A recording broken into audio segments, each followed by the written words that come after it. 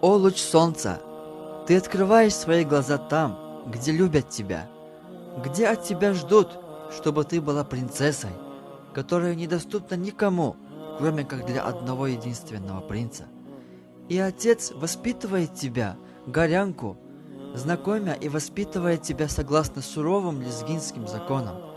И что бы ни было, женщина не должна продавать свою честь и целомудренность.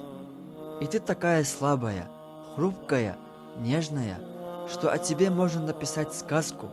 Наступает тот день, когда ты из-за приобретения знаний покидаешь очаг своего дома, и тебя встречает город ветров, и преподносит этот город тебе мерзости и фальши, и нового лженаставника.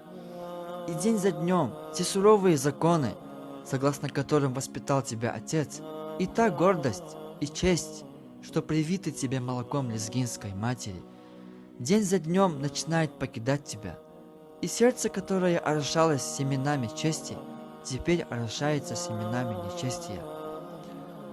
Новоявленный наставник знакомит тебя с нечестивцами, и как прискорбно, что та бесценная честь начинает продаваться. О сестры, которые оставили свой очаг, покидая его, не забывайтесь и будьте скромны.